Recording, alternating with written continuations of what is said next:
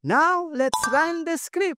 See that? Isang double click lang, pwede mo nang ma-access ang 4 na routers nang sabay-sabay without internet connection.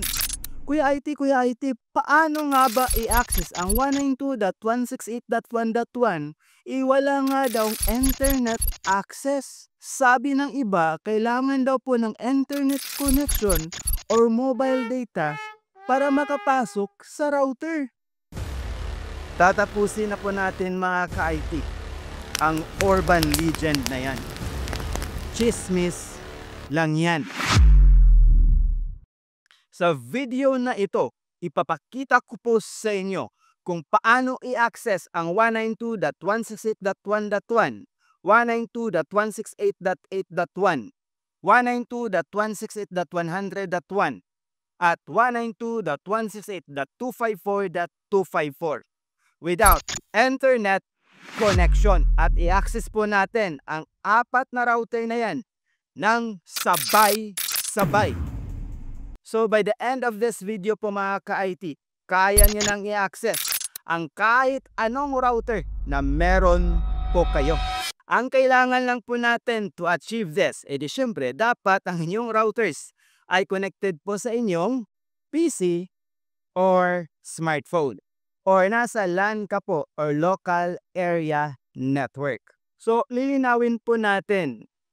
Kapag sinabi po nating LAN or local area network, ang ibig po sabihin nito is number 1, konektado ang PC mo sa router or konektado po ang router mo sa PC via LAN cable or Ethernet cable or Wi-Fi. Pwede din smartphone mo konektado sa router po ninyo. Pero in this video kasi, PC po ang gamit natin. So number 2, nasa isang lugar lang po kayo ng inyong router. You are in the same space or in the same place. So pwede mong hawakan ang inyong router in case na gusto po ninyo itong hawakan. Although we can expand the LAN po mga ka-IT according sa networking standard, pero we will just keep it simple. Now, i-access na po natin ang 4 na routers. So i-connect ko na po ang 3 routers ko gamit ang Ethernet cable. At isang router ko naman po gamit ang Wi-Fi or via Wi-Fi gamit ang Wi-Fi dongle. Gumamit po ko ng USB to Ethernet adapter at isang COMfast Wi-Fi dongle. So once connected na po ang lahat na routers via Ethernet connection at Wi-Fi connection, at para hindi po tayo trial and error, gumawa po ako ka-IT ng Kuya IT Pro Router Scanner. You can download it po sa description box. It is just a simple CMD script lang naman po mga ka-IT. So by running this script, double click lang po natin, malalaman mo na kung accessible po ba ang router ninyo or ang connected router po ninyo or hindi. So kapag may beep sound po kayong maririnig, ibig sabihin that router or IP address is accessible. Kapag may nakita naman po kayong offline or unreachable, ibig sabihin hindi po yan accessible ang router or ang IP address na yan. Pero minsan po mga ka-IT, nag-error po yung script natin. So close nyo lang po at i-rerun. At dito sa summary, makikita mo po kung ilang router ang accessible at kung ano po yung mga IP addresses nila. Diba, astig, hindi mo na kailangan mag-IP config pa. O, boost na natin ang like button. At subscribe na din kung hindi pa kayo nakapag-subscribe sa Kuya IT channel. Now, alam na natin kung anong IP addresses ang pwedeng ma-access. It's time naman po to access the routers gamit ang isa pa nating script, the Kuya IT Router Opener. Design na po yan sa port 443, so naka-HTTPS na po yan. I-download lang po natin sa description box pa din. Once downloaded na, double-click the script. Wait lang pala nga ka-IT. I-edit muna natin. I-open muna natin sa notepad At ilagay natin ang accessible IP na nakikita po natin sa summary ng Kuya IT Pro Router Scanner. Pero it seems na nandito naman po lahat, save lang po natin. But you can add IP addresses po dito mga ka-IT, just put space after each IP address. And then, save. Now, let's run the script. Double-click lang po natin. Pwede mo nang ma-access ang 4 na connected routers ng sabay-sabay without internet connection. At kahit mag-ping pa po tayo mga ka-IT ng anumang website like the google.com, wala talagang internet access.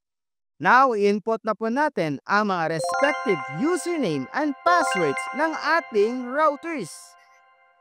Yun! Na-access na natin ang dashboard ng ating mga routers without internet connection.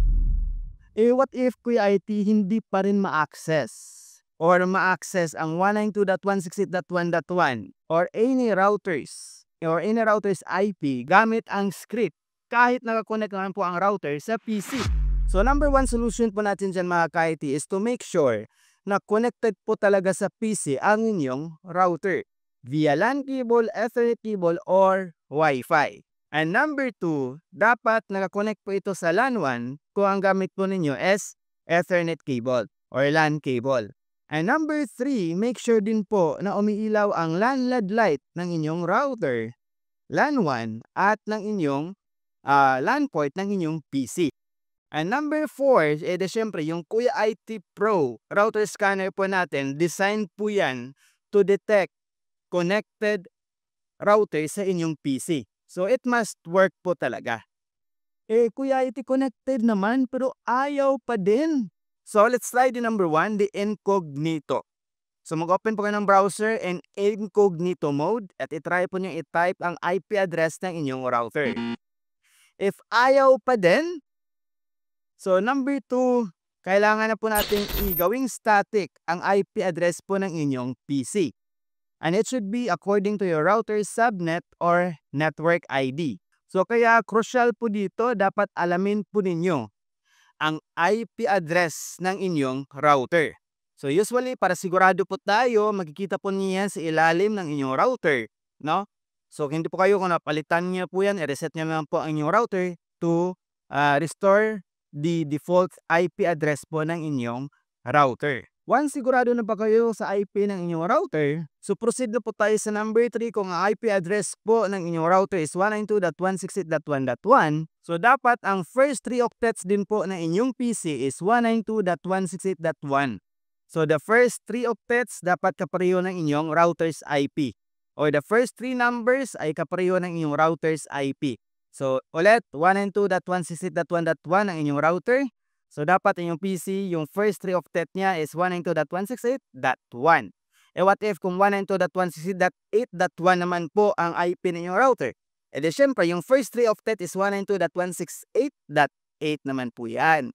What if kung 192.168.254.254 naman pong IP ng inyong router? Di syempre, yung first 3 octet is 192.168.254. So number 4, to make your IP address static. So, para mas madali, Windows R na lang po natin and then type control panel, network, click network and internet, network and sharing center, change adapter settings, right click Ethernet, select Internet Protocol version 4, properties, check use the following IP address. So, since ang IP po ng aking router is 192.168.1.1, ang ilagay ko lang po dito is 192.168.1.200. Actually, you can use 2 up to 254 kasi yung 1 po nasa router na po natin. Tab lang, then dito sa default gateway is ang IP po ng router natin, which nasa akin po is 192.168.1.1. Then sa DNS naman po, kahit anong public DNS, 1 na 1 or 4 na 8, 4 na 9, at etc.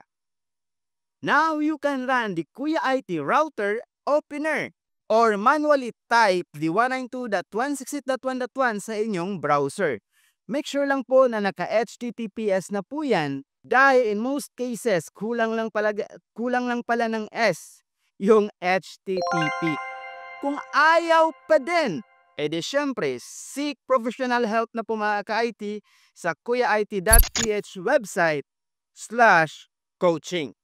So, ganun lang po kadali mga ka-IT i-access ang inyong router without internet connection. Dahil in the first place po mga ka-IT, hindi naman po talaga kailangan ng internet connection to access your router. Now, it's time na po to upgrade to a better connection gamit ang Wi-Fi 7. Check this out.